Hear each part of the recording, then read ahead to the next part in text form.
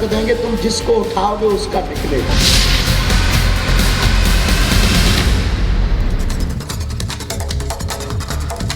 नमस्कार, आप देख रहे हैं रिपब्लिक भारत और मैं हूं आपके साथ मोनिका ग्रोवर। बड़ी खबर का सबसे पहले रुख कर लेते हैं और बड़ी खबर बताएंगे आपको मेरी सहयोगी सुजाता।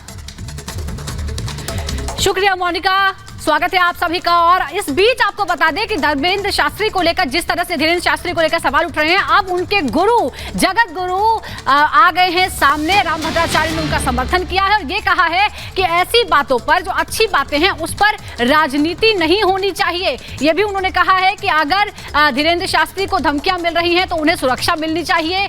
उन लोगों पर भी सवाल उठाए जो राम कथा और राष्ट्र कथा में भेद करते हैं। उनका ये कहना है कि राम कथा ही राष्ट्र कथा है, इसमें कोई अंतर नहीं है, अखंड भारत पर राजनीति ना हो।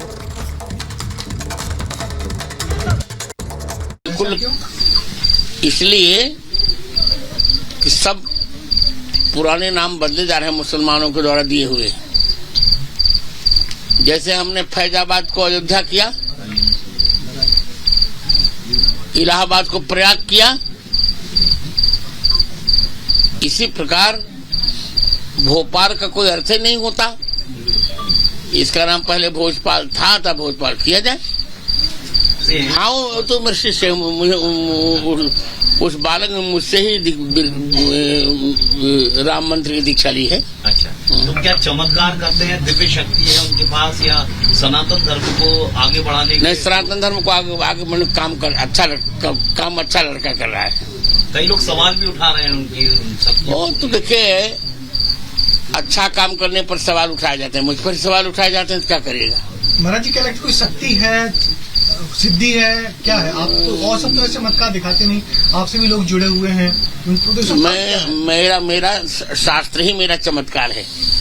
ऋग्वेद से लेके हनुमान चालीसा पर्यंत 1.5 लाख पृष्ठ मुझे कंठ से कोई जहां से पूछो बताऊं। तुम देखिए, प्रत्येक व्यक्ति का रास्ता अलग अलग होता है ना। उनका वो रास्ता, मेरा ये रास्ता है। महाराज जी, क्या लेकिन ये क्या चमत्कार जैसी चीजें संभव है क्या, जिनको लेके इतनी बातें हो रही है? ये संभव है क्या? ये सिद्धियां और चमत्कार संभव है? देखिए, सब कुछ संभव है भगवान की कृपा पर। अब सुहानी तो कह रही है कि ट्रिक है। कल का उसका वक्तव्य देखा आपने, सुहानी का, वो तो करे ट्रिक है। अब ट्रिक है, चमत्कार तो भगवान जाने, पर है अच्छा है।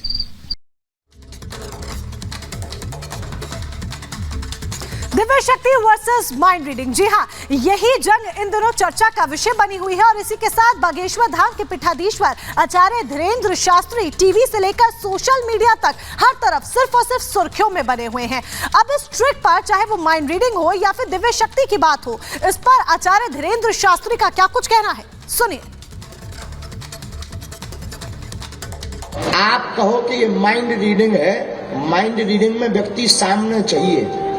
माइंड रीडिंग में व्यक्ति को कहते हैं आंखें बंद करो, किलू लाओ, अपने मित्र का नाम याद करो। माइंड रीडिंग में नेत्र बंद करो। और हम आपको कहते हैं कि हम पहले से पर्चा लिख कर रख देंगे, तुम जिसको उठाओगे उसका निकलेगा। हाँ, ये माइंड रीडिंग से बाहर है। और माइंड रीडिंग यहाँ क्यों बंद हो जाएगी? क्यों? क्योंकि तुम उठाओगे उसी को जिससे हमारे बालाजी चाहेंगे, तुम भेजोगे उसी को जिससे सन्यासी बाबा चाहेंगे। हमारे ऊपर जो इष्ट कृपा है, जो गुरु कृपा है, हम उस बल के आधार पर जो है दलाक करके, ललकार करके बोलते हैं कि हमारे सनातन धर्म में क्या ताकत है। किसी मौलवी और पादरी में ये क्षमता नहीं है जो छोटी छोटी ट्रिक दिखा करके ये पादरी और ये मौलवी जो सनातन धर्म से दूसरे धर्म में ले जाते हैं, उनके सामने बागेश्वर बालाजी बहुत बड़ा तमाचा है और उनके मुंह पर हम तमाचा मारते रहेंगे। और दूध का दूध, पानी का पानी हो जाए। चैलेंज की बात क्या, सीधे दरबार में आ जाओ, आके बैठो और अनुभव करो। जितनी हमारी सामर्थ्यता है, हम ये नहीं कहते हम कोई दावा करते कि हम शक्ति दिखाएंगे कि क्या दिखाएं। दरबार में किसी और की सामर्थ्यता होती, उतना हम ये अपने इष्ट पर भरोसा है, अपने प्रभु पर भरोसा है। तो कोई भी आ जाए मुंह खाकर जाएगा। किसी को भी लगता हो भगवान नहीं होते, दिव्य शक्तियां नहीं होती, तो welcome to you Bageshwar Dham दरबार।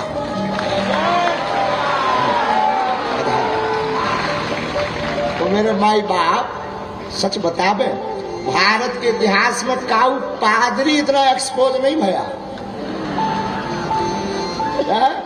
और 40 करोड़ लोग बागेश्वर धाम के साथ हुए। क्यों?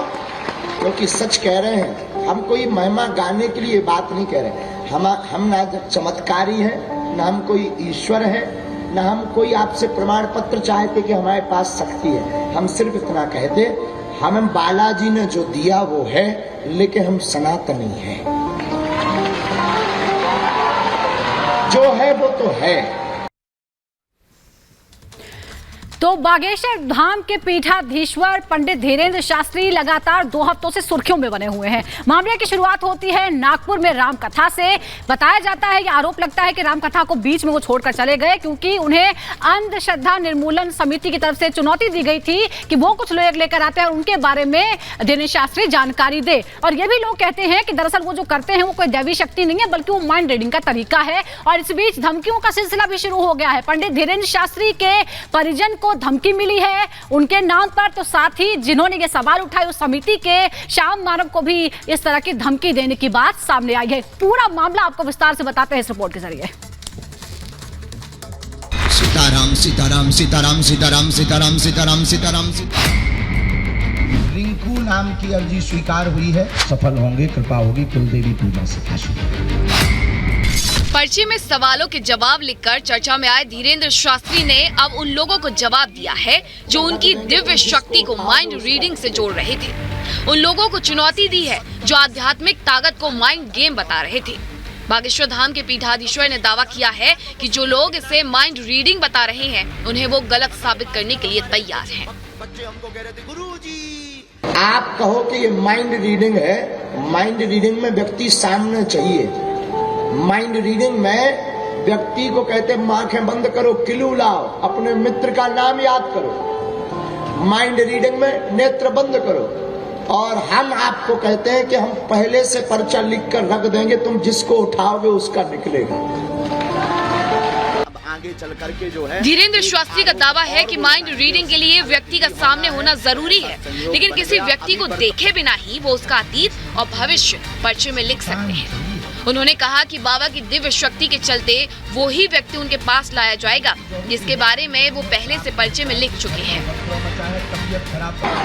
ये माइंड रीडिंग से बाहर है और माइंड रीडिंग यहाँ क्यों बंद हो जाएगी? क्यों? क्योंकि तुम उठाओगे उसी को जिससे हमारे बालाजी चाहेंगे, तुम भेजोगे उसी को जिससे सन्यासी बाबा चाहे।